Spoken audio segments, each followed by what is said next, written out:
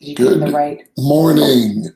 Good morning to you, Angela, and to everyone else out there. Before we get started, let's hear from one of our vendor partners.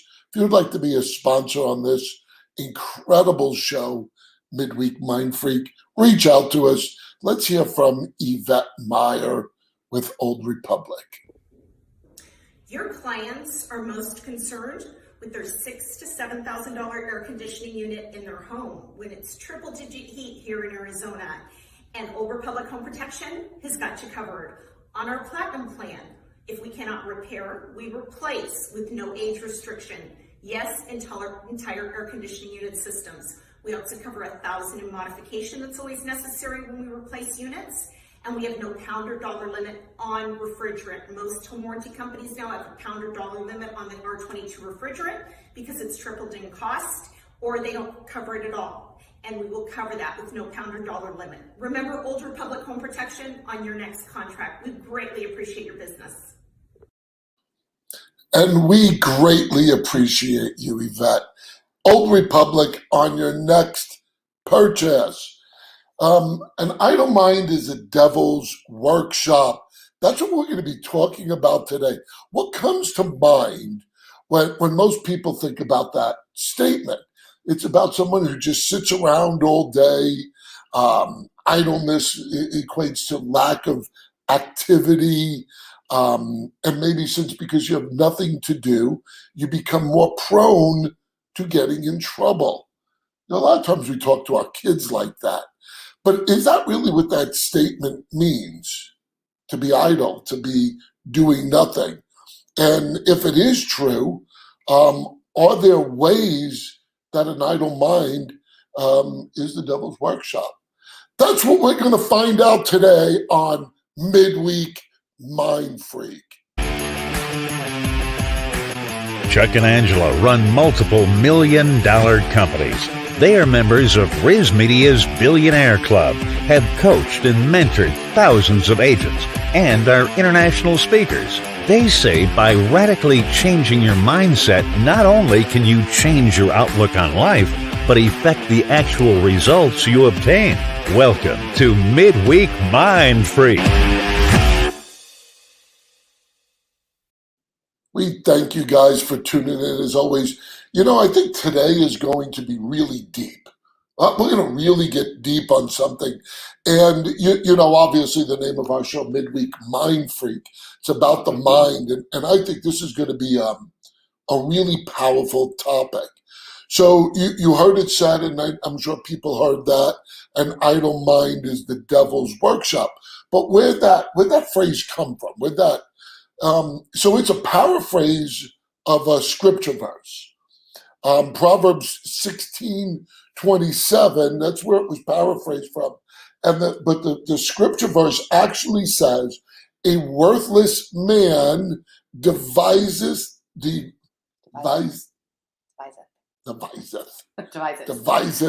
mischief, and his lips there is a scorching.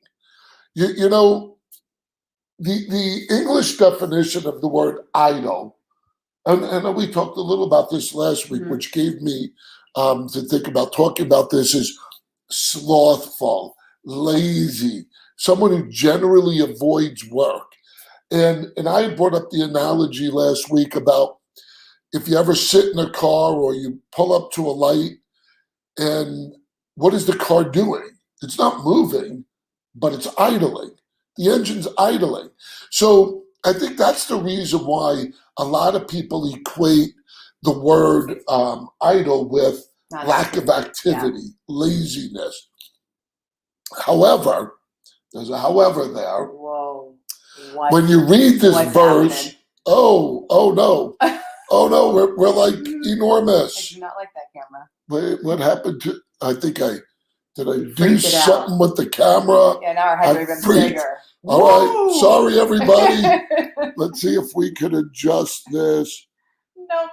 No, I don't care. Awesome. We're gonna look like two freaks today.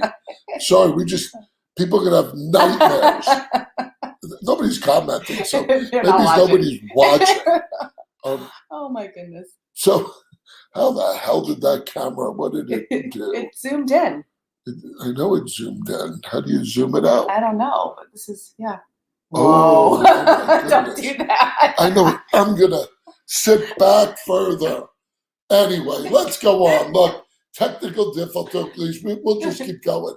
So let's talk about the different translations of that scripture verse and in Hebrew, so we can get a better understanding about the idle mind as the devil's workshop. So biblical translations of that verse in different type of scriptures is an ungodly man diggeth up evil, and his lips there is a burning fire. A scoundrel plots evil, and their lips is like a scorching fire. A worthless man. So you notice the words that now describe that word idle. And here's what I want you guys to think about. It's the words are not slothful and lazy. The words that are being used in the Hebrew is worthless, scoundrel, ungodly, and even some people say useless. So when we start to really think about that, so a person who is a scoundrel and an ungodly is the type of person that wants to plot against you, cause evil, make you miserable. So that's where we're going to start to dive in, is how do we protect ourselves? Because an idle mind really is these type of people that want to cause havoc in your life. And the devil's workshop is your mind. Mm-hmm. Because that's where the enemy's always going to attack first, is your mind. Right? I agree. So what are some of the things we're going to talk about? How do you protect yourself? How do you protect yourself when you truly understand that it's not just idle, meaning lazy, it's someone who's Not controlling their thoughts. Yeah. Yeah. So one of the things I liked about this is if you think of idle as lazy and slothful and inactivity, you immediately just dismiss the fact that this could be you, right? Or if you think on the other end of the spectrum, ever so big. Look at your little head over there. I don't know what to do. It's like floating, but I don't know what to do. But on the other side of the spectrum is somebody who's willfully and purposefully trying to be evil to another person. But we're going to talk somewhere in the middle. Like, what are we doing in our everyday lives? You can see my pores in our everyday lives to make yourself weak because you're not controlling your thoughts. So the things that we're going to go over are practical ways to protect your mind. Yes. The first one that I want to talk about is don't let anger linger. Ooh. Oh God, hitting my stomach. Don't let anger linger. It says in Ephesians 4:26-27 says, "In your anger, do not sin. Do not let the sun go down while you are still angry, and do not give the devil a foothold." I want to say something prior, because we might have some people listening or watching who aren't Christians. Obviously, we're believers. That's what we believe in, and our faith is our faith. But here's my challenge. My challenge is, whether you believe in the Bible or not, listen to at least the Bible verses. The logic of it. The logic of it, because you can't deny the logic, regardless of where somebody may say that comes from. And I'm always amazed how offended people get when you quote scripture. And I know where it comes from. It's spiritual warfare. But even if you don't believe in the Bible, listen to the scripture verses, because it's true. I mean, it's stuff that you still should be following. Just that logically. Because think about the things you've said, the actions you've taken, the decisions you've made, if you allowed yourself to linger in anger. It doesn't get any better. Lingering in anger, it's only getting worse. It festers and stews and so the best when I go blah like that, with my big this goes head. up. I know, it's a lot. But if you let that stew, I mean, that just will poison you. If someone offends you, hurts you, I know. Yeah. If someone offends you or hurts you, yeah, that's a problem. That's for sure. But it's your problem if you hang on to it. And that's where you can poison your mind and become bitter and resentful.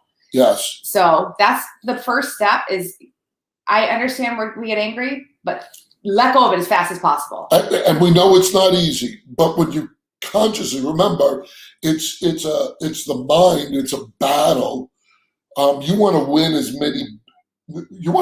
many battles to win the war. Mm. That you're not going to win them all, but when you're conscious of it, it's going to help you. So I like that one. The next one is, who do you surround yourself with? Oh my gosh, it's like, Ever heard that before? we say it all the time. Watch your company. Scripture verse. You ready? Once again, whether you believe in the Bible or not, listen. In Corinthians 15:33, it says, "Do not be misled. Bad company corrupts good character." And I find it interesting. So the writer of that scripture verse is Paul. And Paul starts off with that one, do not be misled. So you got to sit and go, well, I don't understand. Why would he say don't be misled? Because you could just say bad company corrupts good character. And some versions say do not be deceived. Well, where does that deception happen? Well, the deception happens in your mind. See, so here's where I'm going to challenge you guys about who you hang around with. Because be careful when you spend time with these people, they will corrupt you. They will influence your mind. You know, there are some people in your life that need to be cut out. Absolutely. I'm sorry. They have to be cut out. And you're going, well, they're not that bad of a person. Or I'm not going to do what they do. The deception comes when you think you can handle it. Mm-hmm. So here's what I'm saying to you. Catch yourself. Do you hang around with people who are gossipers, who slander, who talk crap, who lie all the time? And here's what you do. You chalk it up to, oh, that's just a little lie, or that's just them. They're joking around. But yet you see a pattern. See, that's the part that I want you guys to really grasp right now. Because it's easy for us to say, don't hang around these people that will influence you. But what the scripture verse says is, do not be misled. What he's warning you is, you will recognize it, but you're going to let it linger.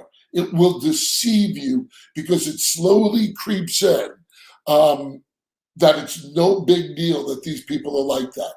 And I'm not going to sit and go, we're perfect. But I'll tell you, we choose who we hang around with, how they speak, how they act, on an overall picture, not, hey, we're going to nitpick each one. But you got to smirk on for the whole time. Because I can't believe how big our heads are. No, this is just how big my head is. You always say that. So anyway, remember who the master liar is. That's Satan. And who you associate with matters. So watch who you're hanging out That's with. actually, you won't even notice that you're changing according to the people around you. It'll sneak up, good or bad. It'll sneak up on you, and one day you're going to be like, "How did I get so negative?" Yeah. Right? How did I just participate in that gossipy conversation? How did that just happen? And I want to hammer that home because to me that's so exciting when you read a scripture verse, how powerful it is. See, we tend to glance over these things. But we all remember the first part of it, but the very beginning, when Paul says, do not be misled, do not be deceived, he's already warning you that that'll creep up like that. Mm-hmm. Wow, powerful. I agree. Mind blown. Don't let it happen here. Not on here. It's going to be a lot. Okay. What does my lovely sister have to say? Oh, look, a picture. Yes. Good job. We didn't win the battle. Oh, catching the roach. Oh my God. No, but she won the war. My poor sister ran around the house with a broomstick Cockroach. trying to get a little cockroach. No, it wasn't little. That was like a dog. It was like a cat. Yeah, we have some big cockroaches in Arizona, that's for sure. Are you talking about people? Oh, No. all right, the next one is like meditate on good stuff. Like literally think about good things. Philippians says, finally, brothers and sisters, whatever is true, whatever is noble, whatever is right, pure, lovely, admirable, if anything is excellent or praiseworthy, think about that. So we spend a lot of time, Chuck and I spend a lot of time talking about things we're grateful for. about the beauty of God's creation, about the lovely things in the people that we hang around with. We talk a lot about that. It's become quite the habit. And thinking on good things, praising each other, celebrating our marriage, being thankful for our blessings and our work. Those things shape your mind. And if you're going to make a habit out of thinking, it's that. Start thinking on really good things, exciting things, big dreams, goals, accomplishments, love for people. And that really guards your mind, because when you're thinking on good things, if you're thinking that, the other things can't slip in as easily. Yes. It prevents. You're training your mind Yes. on what to think about. It's like, remember he used to watch, I think we've told you guys this, he used to watch the news. Before I went to bed. Before he went to bed, it would piss him off. He'd be so mad and worked up right before he went to bed and wonder why he doesn't get a good night's sleep. Because he's meditating on things that piss him off. And you can't control it. Right. And you're listening to bullshit. Right. So some of you need to turn the news off if it works, yeah. So the last one is make prayer part of your life. So I'm appealing to believers. If you're not, then maybe just meditate. But I think prayer really, really solves most of the problem, because in Ephesians 6:18 it says, "And pray in the Spirit on all occasions with all kinds of prayer and requests. With this in mind, be alert and always keep praying for all the Lord's people." Look, it's similar to what you were just saying on what you focus on, because when you give the devil, when you give the enemy the negativity free reign in your mind, gosh, you're going to be set up for a tough life. Yeah. And put on the full armor of God. I like this expression. They say that 7 days without prayers makes 1 week. Ha ha. So everything you need to stand against the fight of the enemy, you can access through prayer. So pray, and pray a lot. It's what changed my life, guys. I'm just sharing with you whether, like I said, my hope is that you get to understand who the Creator God is, but me getting to know Him and praying, when you're down and out and you're having tough times and you're letting that enemy get in, reach out to your Father and just pray. So remember, your mind is your battleground, guys, because whoever wins the mind wins the person. Make sure you take control of your mind. Next week, our heads won't be as big. We will shrink them down like Beetlejuice.